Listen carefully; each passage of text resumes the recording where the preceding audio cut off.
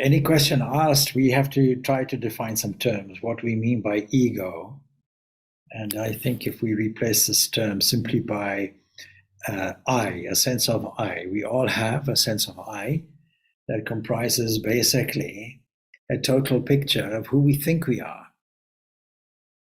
And there's a very good reason for that. We can't operate unless we have that kind of identity. The identity is normally a combination of a body and mind together that makes a unit, but it's extended beyond that because there's a history behind it. We are born in a certain location to a certain set of parents. We can observe how we have changed from, let's say, 3 years old up to where we are now. And then we also anticipate where we're going. One thing's for sure, at the end of the going part, we'll all end up, without a body.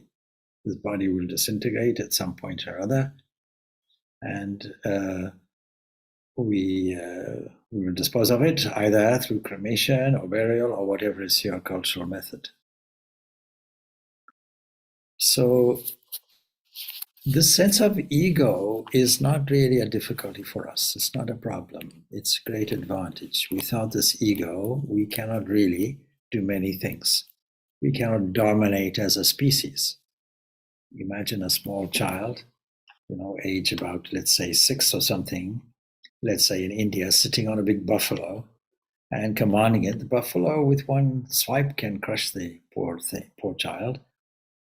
Or when we sit on an elephant and with one movement, the elephant's big leg can crush us to pieces. So how is it, what is it in us that can assert a control over these big things?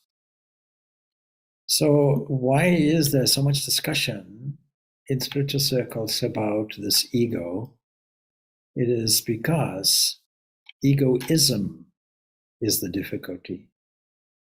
That is, when we use this ego for egocentric purposes, either consciously or unconsciously, mainly unconsciously.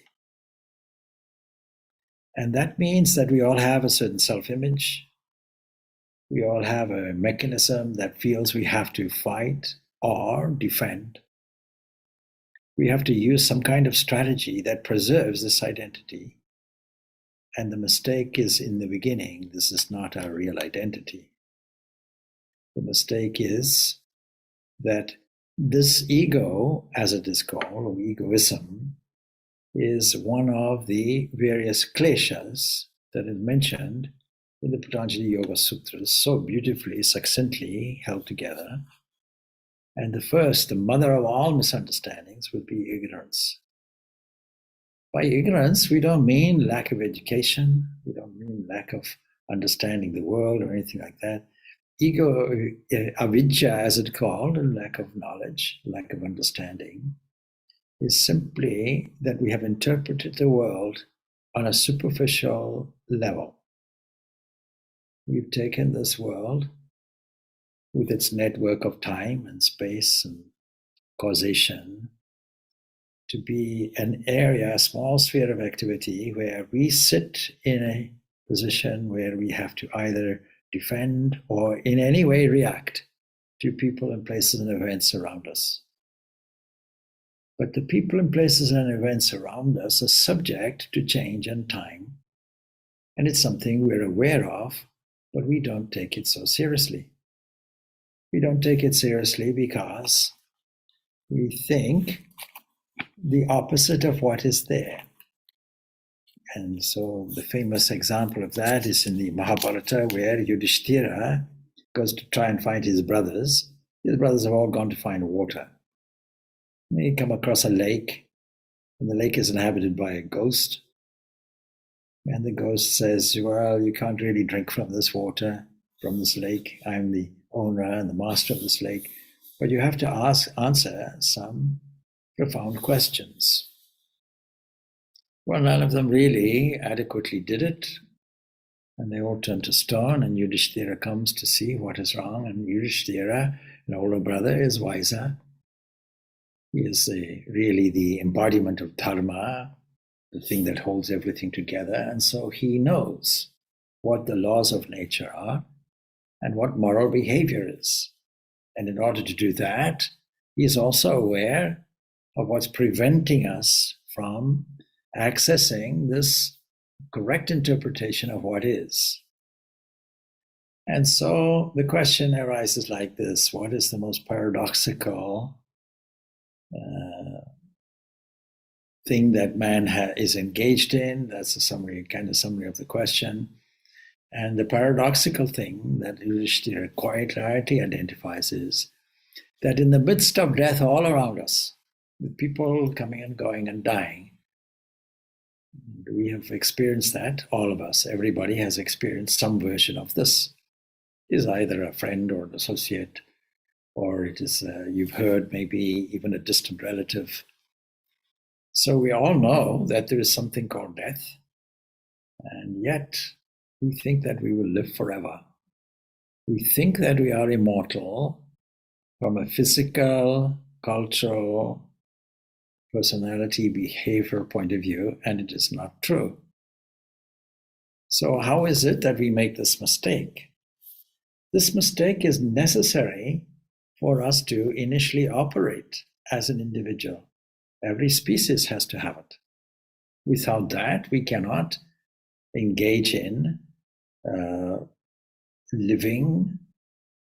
We cannot engage in reacting in order to do two things, two biological directives within us. One is propagate the species, which is the key to what we call biological evolution, and be successful as a result, and to sustaining our existence that we have already by eating, by drinking, by, in the modern context, by earning a living. We don't hunt and gather anymore, so we earn a living instead. We take a career up and we earn money.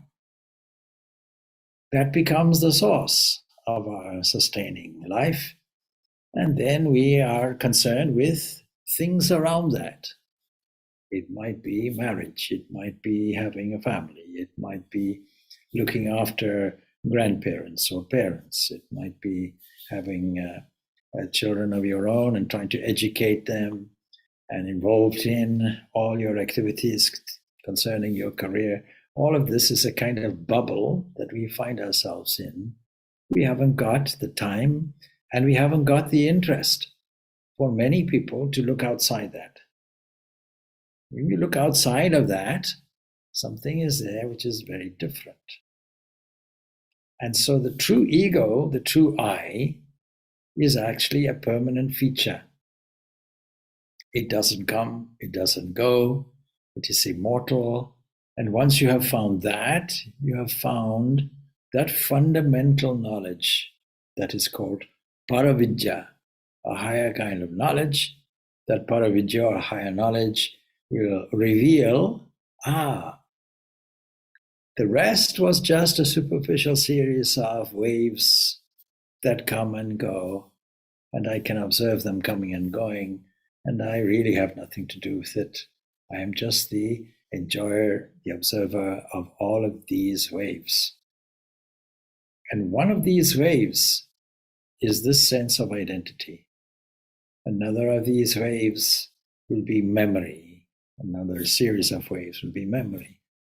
Another series of waves will be the whole world that we see reduced to the fundamental elements. And so in the Ashtavakra Samhita, we find an interesting statement. Once we know the fundamental elements that manifest themselves as all the elements that we experience, what do we mean by this? Our whole world is only contained within our vision, our audio response, our sense of touch, taste, smell. That's all we have. We can explore more, of course, through scientific instrumentation. We have never seen what electricity looks like, but we've seen its effect. We've seen how you take two rods and so on and so forth, do a kind of Tesla experiment that he was famous for, and using yourself as a conductor, you can move one kind of electrical charge through you, and it creates a nice, impressive, localized piece of lightning, and everybody is amazed and so on. So we have learned to understand electricity, we have learned to master electricity, but the electromagnetic field is vaster than our experience. And within it, we have electricity. And within it, we have many other things. There are X-rays and gamma rays, and the visible spectrum is only a narrow band. Beyond that, we have infrared and ultraviolet and all of these other things. Beyond the audio range, we have supersonic, subsonic, and so on. We don't have direct access to these things. So as soon as we realize this world is limited, how do we realize this? More than likely through pain. More than likely through something that impinges on our comfort, wakes us up a little bit, and tells us our formula for dealing with this world is no longer adequate. We have to look in a different direction. We have to take another 20, 30, 40 different ideas, shuffle them around and see which one is appropriate for the occasion. But all of these remedies, all of these solutions involve removing the prophet-actor complex. I am doing this. I am profiting from this. This is called egoism. So that is the background to it. Now your question is more practical than this. How do we operate in an egoless environment, a normal, let's just say, working life, without it being a trap for us? Why should it be a trap for us? Because if we are caught up within it, it creates misery for ourselves. It creates a difficulty. It hooks us into our bubble, and it's difficult to get out. Not only is it difficult to get out, but if it intensifies, if the problem area intensifies, we go into a downward spiral and start in a regressive way. And any aspect which is egocentric, that says, what a pity, dear me, or what a tragedy, I am a disaster, I'm not well, I'm not a positive person. All of these are internal conversations with yourself. And every one of those things takes us on a downward spiral journey. And poor me intensifies, and it can be lead you to some pathological state. So we have to catch it before that happens. We not being this part of our mental field, we can observe the beginnings of it, the reaction, can catch it before it goes downwards, and we have the benefit of time, the next second, next second, next second, next second, and push it upwards in an upward spiral and elevate the mind. How do we do that? We stand back from a situation and we elevate the mind by observing all our blessings, counting all our blessings, observing all the things that were normally obliterated from us because we were self-possessed, we were self-involved, self-engaged with our own particular difficulties, so-called difficulties. So-called difficulties because all these so-called difficulties are because I never access the resource that I have within myself, my unlimited potential, infinite potential. Take that out and mobilize it in a positive way that leads to a self-discovery of my own true nature, where the real ego, the real sense of I lives, exists. That is pure consciousness. It is also pure joy. Given the option of accessing joy, why would I want to engage the mind in every other direction? But it requires constant reminding, constant practice. Now, there are two ways to do this. One way is to see this fundamental self that we call Atman or self, this fundamental thing that never lives and never dies, this fundamental element of pure glory, of sheer joy and illumination, to see that in every person, every place, and every event. To see it summarized as all beings. To see this in all beings. How do we do that? It requires mobilization of our imagination. We have to imagine in a poetic way something different. If we think that this world is a creation, well, then we have to think of this principle as a creator, present, not just distant, but present in everything, creating new opportunities, creating new events for me, new pathways for me, new creative impulses. If I think of this being that is within everything as an inner controller, then I will let go everything and allow the inner controlling element to mobilize as it wants toward an area, as it were, of freedom. If I think that this entity is something like a player or a dancer, then I will see the world as a dance and I will happily engage in it. If I think that that is a poet, then I'll engage in poetry. And if I think that this element is a preserving element, I'll think of this element as a preserver, preserving everything nicely, sustaining, lending its life to everything. Life and light and love are these three things that I constantly repeat. Because we all want to live. Because we are existence itself. We all want to love because we are blissful joy itself. And we all want to think, we all want light, we all want a higher principle, we all want to mobilize ourselves toward the ideal of perfection because that inner being is pure consciousness, expressed as intelligence, as rhythm, as law, as knowledge. Wherever we look, we'll find it, therefore. We don't have to look in a different place. Right in our own circumstance, wherever our bubble is, that's where we'll find it. And philosophy has to be practical enough, and is practical enough, to tell us, through many persuasive arguments, that there is only this one existence, that this pure existence within me is one and the same with it, and all this other thing, this bubble, is just on the crest of a wave, and has only this meaning. It is there for me to discover the deeper aspect of my own nature. That's the only reason why it's there. It's not there to give me a problem. It's there to give me access. And once I know that through repeated, this is the value of scripture.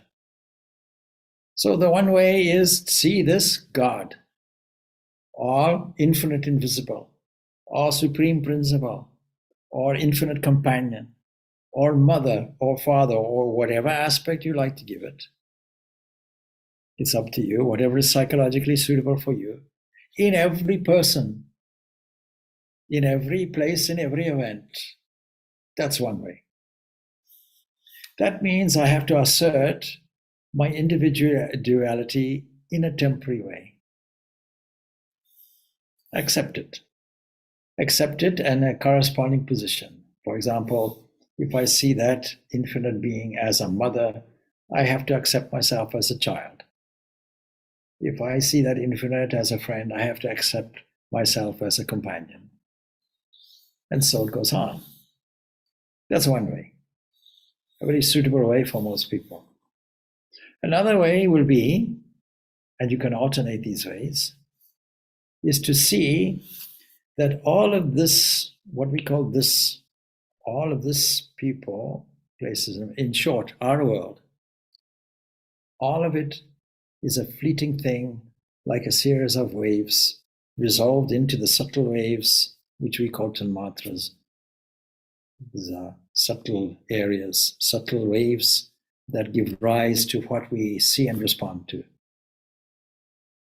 And to see all of this on the one side, and on the other side, to see the eternal presence working, as it were, flowing, as it were, through all of these things, through all hands, through all eyes, through all heads, and so on. Today we celebrate, the slaying by Durga of this Mahishasura, great demon. Now you may take it as a story, but all stories have a very deep meaning, and that's why we revere these occasions and why we enter into the spirit of it. Typically, and I think I mentioned this before, I ask people, how many arms, we have somebody here, I can ask him, how many arms does Durga have?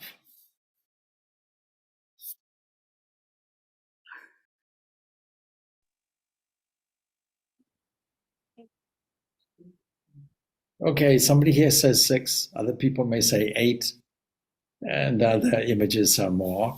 Well, my answer is at least minimum. It's a catch question, those who've heard this before. It is a minimum 16 billion. 8 billion people approximately on the planet. All of them are manifestations of that one being. So at least minimum, we've left out all the insect arms and all the rest of it, and the galaxy arms and so on. All of those we left out. So I'm saying minimum. I'm cautioning the statement. Minimum. You see, because we see this difference, we don't see this unity, we don't see this Mother Durga as actually everywhere. It's not specifically in one place, captured in one moment in time, put there with all the other, goddesses around and so on and so forth, supporting, and the demon on the one side with the spear in it and all of that. That's a wonderful image and so on. But what is this demon? Ashra, not just Ashra, the great, great Ashra in the form of a buffalo. If anybody who's ever seen the behavior of buffalo, in Africa, where I come from, the most dangerous animal you might think is a lion and so on. No, it's a buffalo. If a buffalo or herd of buffalo attack you, you're finished. It's a very temperamental animal. In Africa, I know in Asia it's tamed and all that, water buffalo and so on. But in Africa, it's very dangerous. So the mind, if not in a stable condition, if hooked into this form of egoism, is involved in sustaining itself through the pleasurable things that are available and through a whole concern only with my own self. Now we divide this up into various kinds of categories, 3 categories only. And I'm sure you know what they are, because all of this existence, including the mental field, is comprised of the activity of 3 fundamental evolutionary forces. And these we are called binding elements, gunas. This is what's binding us.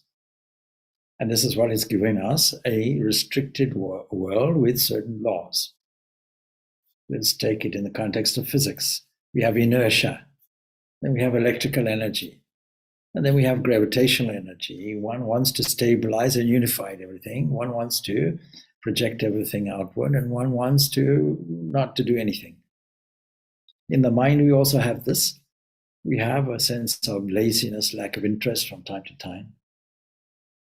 All of that, and we have another impulse to go and entertain the prophet-actor complex, where we are the beneficiary. Both of these two have egoism involved. The one behavior that doesn't have it is sattva. And so generally, what we have to do in order to conquer, as it were, this demon, which is the sense of I, this ahamkara. The sense of I, not just as a sense, but in a non-instrumental way, it is damaging to us. So if we identify with it, it's damaging to us. If we identify it in an instrumental way, it's in our favor. It can be an open channel for divine grace to flow to others. A lighthouse is only of use when it beams light and warns the ships off the rocks, away from the rocks. When it doesn't beam, then it invites all the ships to come to the rocks. Somebody looks out, oh, I see, it looks like a man beckoning me. We go there and the whole boat gets destroyed. It's only when it beams its light. We are only useful when we beam our light to others. Otherwise, what's our value? And that is why Swami Vivekananda says, he who lives, lives for others. The rest are more dead than alive. How can we how can we beam a beaming thing that lives for others and transforms other people's lives? That's the most useful way in which we can use this ego. So we use it for self-discovery. We use it also for beaming this light to everybody. And so the first way, see the glory of the divine self in everything and everybody. Second way, with the glory of our full imagination. Secondly, the other way will be to see this operating through all hands, all arms, all eyes, all heads, thousand-headed. Thousand indicating infinite. And what does that include? It includes this, it includes the person who's stating it, because all doesn't say all plus me. Because all is included, includes me. With that avenue, I've immediately taken myself away from this prophet-actor complex that I call ego in its damaging sense. When I cultivate nobility, purity of mind, elevate the mind, this entity, this property is not really a property, but this value is called sattva. Rajas and tamas are damaging to me and full of egocentricity. Sattva has none of it. It's a beaming thing, elevating the mind in the highest possible way with the noblest values of truth and beauty and goodness and love and harmony, welfare for all beings, the spirit of generosity, no sense of how will I benefit in any way, and that can be extremely subtle. This is one of the reasons why we do the Enneagram, to highlight this version, our personalized version of this trap, this obstacle, and then how we get around it. So this now can all be found in scripture, and I'm going to deal with the second aspect of this, because there was a question in text to me by email about the reading of scripture, and he particularly was referring to the Bhagavad Gita. There was a mention in the Bhagavad Gita, and it's the chapter 10 was mentioned, 35th stanza. So, Rahat Sama Tatasamnam Gayatri Chandasam Aham Masanam Margashirsha Shirsoham Vritanam Kushama Karaha. Now, of course, the last part is the question. So the question says, and this is somebody who speaks English and French, there is a month that is interpreted. So, of all the months, I am Margashirsha. What is Margashirsha?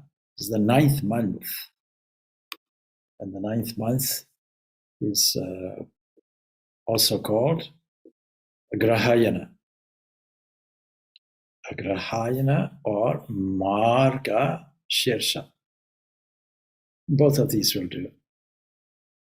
It is depending on the lunar or solar calendar that you follow, but generally it's the it's kind of the end of November and then December, and in some cases carries over to January and so on. It's that period of time. It's the 9th month in the Hindu calendar. And then we wonder, what is the significance of it? Now, I'm saying this because when we read the Bhagavad Gita or the Upanishads or even the Brahma Sutras, because these three make up our Prasthanatraya, and everything else follows from here. If we don't get the fundamentals right, the rest is also wrong. So whatever version that you're studying, make sure that there is the Sanskrit there. And then helpfully you can have a word by word translation from the Sanskrit into whatever language you're speaking. Maybe it's French, maybe it's Spanish, maybe it's English. And then find out what it means. So a good Bhagavad Gita will have a useful commentary. Generally, 3 commentaries are available, depending on your point of view. We will have what is your point of view? There are 3 approaches. Because if we take ourselves as a seeking soul that wants a relationship with the highest supreme principle, we can choose to be a devotee and sip the nectar of the divine. We can assume that the supreme principle is a beloved entity and we are a devotee, and set up a relationship like that, and then get the glory of the nectar that flows toward us. And these people are called dualists. Madhva is a good example of that. Madhva will give a commentary on every passage from that point of view. But then you see, we have another point of view. Another point of view will say, I like to sip the nectar, but I feel that there is more of a connection. I feel I'm a part of that divinity. I don't feel entirely separate from it. I want to participate in this glory. And so we have Ramanuja's point of view, which is Vishishtadvaita, qualified non-dualism. And then another approach, and we know that that is from Shankaracharya, will be to say, yes, there is no such thing as a seeker separate from what I'm seeking. There is only one supreme principle. We'll call that Brahman, and that's it. All of these approaches are correct, but they will result in 3 different commentaries, each one promoting their point of view. And we think they are separate where they're not. One is a supplementary position on the other, like climbing a mountain. When you reach the top, you don't deny the fact that there was a quarter of the way up, a halfway up stage, and so on. And at each point where you climb the mountain, your horizon will be different. You will have a different view until the totality of the view is there at the top. So these are supplementary positions, and one will naturally lead to the other. We don't deny anything. We're a religion of plus. The materialist said, oh, matter exists. Yeah, yes, they exist, no doubt, but there's more. And you say, well, mind exists, ideas and ideas. Yes, but there's more. And then there's a God, a personal God. Yes, but there's more. And then there is the impersonal. Yes, but there's more. There's the absolute. There's some totality. We're only viewing that totality from a partial point of view until the whole thing gets revealed. So it mentions this Margashirsha. And so what is the significance of that? There's a special merit in this month of Margashirsha. It's the time before the sunrise is called Brahma Muhurtam. Now, of course, in this region, sunrise comes out differently. In other countries, more toward the equatorial regions or tropical regions or semi-tropical regions, there's very little difference, really, particularly in the equatorial regions, between sunrise and sunset. Pretty much standard times. There are some variance. But in this part of the world, you have time saving and the clocks change. I think they will all go backwards. And on October 29th, they go forward in, what is it, March or something, I'm not sure. So, but the point is that we have to catch moments of time, moments of the year, as much as we possibly can, as auspicious times where we can settle the mind and allow these times to assist our concentration. So the most favorable time of the day for spiritual practices would be the early morning, there's no doubt, the Brahma Muhurtam. An earthly year is a day, we have to understand, for the other beings, let's call them the Devas. And Margashirsha is that month in which this Brahma Muhurtam is contained. And the worship of this highest supreme principle is done in this month and has a salutary effect on the mind and is associated with a number of mythological events as well in the Hindu calendar. And for this reason, Krishna is extolling the highest and most perfect things in terms of the calendar, in terms of the Vedas. The Samaveda is there because music is one of the means to approach this supreme principle. And among all the Vedas, the Saman abounds with hymns that is set to music. And both Shiva and Narayana are said to be very fond of these various hymns. Ravana, you remember, we studied in the Ramayana, the demon pleases Shiva by singing this Saman. And in this Saman Veda, that portion known as Brihat Saman is the best. In other words, wherever we see the best, we should see the divine. And that is why the 10th chapter, Vibhuti Yoga, is dedicated to the glories. Now, one question which is there about this egoism, how do we circumvent this trap of egoism in daily life? One way is singing. What do we mean by singing? We have to elevate the moods, and music is the quickest way of doing it. Singing the divine glories. This is why there's a dedicated chapter called Vibhuti Yoga, and these glories are also mentioned in other chapters of the Bhagavad Gita. And I have compiled all of that from chapter 7 onwards and so on, picked out these divine glories and consolidated them in English. We call them just divine glories. We set it to Gregorian chant to suit people in Ireland. And there we highlight everything by repeating these things, these glories. It not only elevates the mind, but opens our eyes to appreciate and see these glories everywhere. That now saturates the mind with positivity, with glory. Instead of saying, what a pity, we're saying, what a glory. And bringing the mind up. And once we are bringing the mind up more and more and more into a state of illumination, it becomes self-illuminating. Supposing I'm suffering from depression. Depression, what is the cause? Egocentricity is the cause. Maybe in disguise for many of you, but it's there because we don't register it as the cause. But that's it. Any proper analysis will show you that that will be the cause. This identification with the prophet-actor complex, which gives us anxiety about the future, and maybe gives us regret about the past, and takes us away from here and from now where the glory is. The glory is here and now.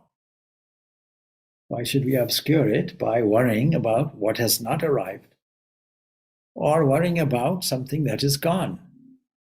You stand on a platform waiting for a train, and you stand very unhappy. Some kind person comes. Why are you so unhappy? I missed my train. Oh, by how much? By 30 years. What's the point of that? And then the other thing is, or you might even go further. My next life, I was waiting for a train. What's the point of that? And then why are you anxious? Well, I'm looking on the board and I see the train is coming, but I'm not sure how full is it going to be. Will I be able to squeeze in? Will it actually arrive on time? Will it make me on time or late at my destination? Will it be so crowded I cannot sit? And what will be the condition of the seats? And maybe there are people around me I don't like. Oh, what a pity. And create a complete anxiety. By the time I get into the train, I'm a complete nervous wreck. And if I'm catching the train for a morning work, then my whole day is ruined. What is the point of looking to something that has not arrived yet, or something that is gone? The glory of now, you're missing completely. Now is what you have to tune into. The glory is here, the glory is now. It is there in all the functioning mechanism of the body. It's there in all the glorious possibilities in the mind. It is there in all the objects around you. It is there in every person. It is there regardless. It is there in every situation. It is there in our daily life where we are able to look. Earlier on, we were talking a little bit about solar energy and so on. Yes. We're able to catch this glorious thing, the rays of the sun, the heat of the sun, the photons of the sun, because the sun is a life giver. You take the sun away, we're gone. We are completely dependent on solar energy. All our energy is solar energy. There's not any energy that is different from it or separate from it. There are clever people who now have devised these floating wind farms. We were able to put them in water extremely deep through wonderful engineering and able to catch the wind. We can harness the wind. We can harness photons. We can harness water. We have learned how to do all of these things. There's a glory on both sides in what is provided as resources and the ingenuity to catch them. All of this is glory. We should catch it. But here and now. Here and now it's present. So we have to cultivate the here and now attitude, that the glory of this divine is here, is now, and is also love. It's in our favor. It's not against us. The wind is destructive if not controlled. All these elements that we experience have some kind of uncertainty within them, operating according to a certain law of chaos, unpredictable. Yet we can take these great, great forces and harness them. And behind all of us is the infinite invisible with infinite possibilities. And we have the capacity to harness them and bring us up and bring other people up with us. So I hope I answered your questions. We're now probably about 10 minutes away, and maybe there's room for other questions or comments. It's really about the law of karma, which is like law, and then grace. Grace is something sort of unmerited. So is that just a Christian understanding of grace that doesn't fit in with a dharmic understanding? Because how would it be reconciled to the law-giving nature of karma? I don't think there's any contradiction in any tradition about grace. What is grace? Grace is something that is a flowing manifestation of love. That's how it's theologically interpreted in all traditions. So most religions will have either this or some version of it, that God is love. On the other hand, you see, that is a dualistic system can say that and then pose a question why there is so much disturbance in the world. If God is love, then why is there disease? If God is love, then why are children born unequal? If there is love, then why are people blowing each other up? And so on. So it has to go a little further. It's this sense of dualism where I see that there's an extra cosmic creator God, and I say that is loving God. I have to deal also with the contradictions, how a loving God can put me in a situation where there is a wonderful barbecue going on, but I'm on it, unfortunately. So that doesn't really bode well for that kind of God. So you see, we have to understand more and more there can only be one thing. And that one thing manifests itself, what we call the world. So when I told you about Markandeya yesterday, Markandeya has this remarkable experience. He is pottering around in his familiar world, inside and around the world, and so on and so forth, leading a virtuous life. Then he has an accident. He seems to be an accident-prone man, and he falls out into an abyss. His whole life changes, it disappears, and he falls into an abyss where there is only, in the words of the Nasadya Suktam, darkness covering darkness. Only darkness covering darkness. And it's in a fluid thing, and all his world is gone. And then he sees this enormous body floating, and he recognizes as Vishnu, whose body is shining, and so on and so forth. Surely there's a realization, you see. So what is it? Vishnu, yes, there's that aspect. The whole body of everything that exists, in which his experience was. Because eventually he goes back into Vishnu and enters back into his world. We are living within this all-pervading, Vishnu means all-pervading, in this all-pervading entity. We're inside it. And when it's outside of it, that is also Vishnu, the floating waters, that is also the divine of potentiality. And then the next experience, once he goes back in, comes out again, and there a different vision is there. That's also Vishnu. That's also the one entity. We have to replace some of these terms, Vishnu, the one that's pervading everywhere. That's the meaning of it.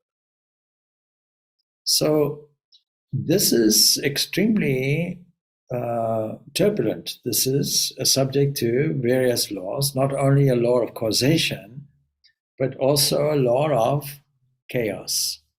In our little world, there's a causal law, there's a deterministic law.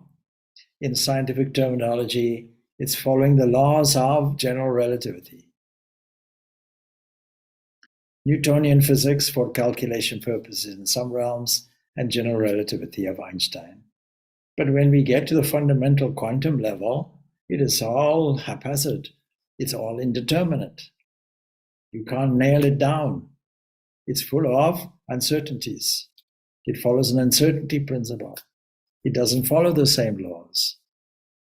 So karma is good as a causal law from our point of view, our operational point of view, where we are subject to the causality of it, the causality of our own actions.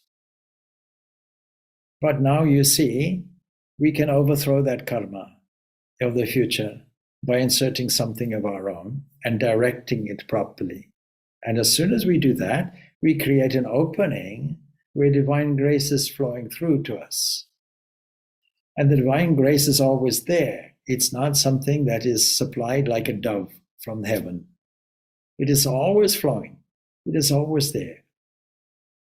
It's only that we prevent it. Sorry, Swami. just so maybe, sorry for interrupting you, yeah, go on. Is it like that grace is really a attunement, that it's that the person attunes to So what's the pre-existing grace? So it's like that the radio is there and you can turn it on and you can tune into it. Yes, the grace of the RTE is continuously flowing. We have to tune ourselves into it. Absolutely correct. If we don't tune it, it's not that grace is not there. There, yeah. And so there's no, that reconciles with karma then, because exactly. You've turned on, karma you've decided to attune. Karma simply means activity and its consequence. Thank you. Deterministic will can voluntarily tune it in. There has to be that willing component. We tune it in. Yeah. And then once we tune it in, we get the grace. Yeah. As sometimes, of course, the tuning goes off. Yeah. And our karma yoga, as opposed to karma, is tune it back again. Karma without karma yoga is not tuning anything at all, ever. Thank you. Thank you, Swamiji. But you see, we still receive the grace of it because we're still living and breathing and getting the benefit of a divine investor that still makes our fingernails grow regardless of whether they're good, whether they're bad, still keeps our heart pumping, whether they're good, whether they're bad, and so on. So we are benefiting from grace anyway. Now the intensifying grace where the glory of the divine flows through in every avenue and every that attunement where we experience it everywhere.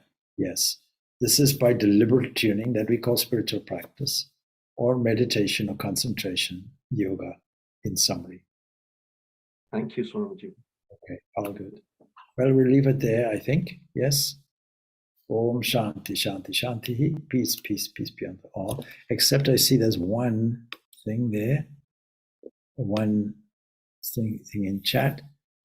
If we do as you say, being in your own self, there would never be any war, but how the truth would be revealed to others, for instance, the struggle of Jesus Christ or others in the same way. I'm not sure. I have to read that again to understand the question. If we do as you say, being in your own self, okay, there would be never be any war. That's correct. Not necessarily, by the way, but how the truth, if everybody did it, yes, that would be the case. But how the truth would be revealed to others. For instance, the struggle, Jesus Christ or others in the same way. I'll see if I can understand your question a little bit. You see, the number of people that tune in to the glory of the self will actually be very few. It'll be very few because how many people are under the laboring effects of ignorance? Most people. Some are struggling, some get a temporary relief from it, others get a permanent relief from it, others nothing at all. And it depends. So it is incumbent of those for those people who have made the discovery to teach others. Now, I think it was Jesus who said, or it was people around Jesus, he teaches as one with authority. In other words, you have to be an authorized teacher. What does authorized teacher mean? You made the discovery. You cannot tell everybody, you cannot be a tour guide in Dublin if you've never been to Dublin.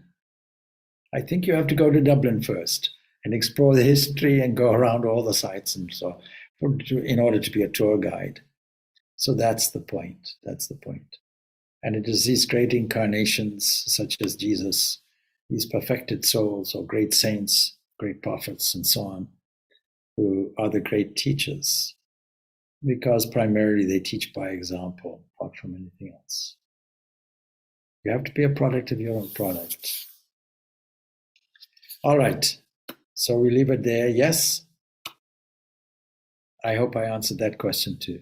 All right. Thank you, Swami. Okay. Thank you, Swami. Thank you very much. Thank you. Swamiji.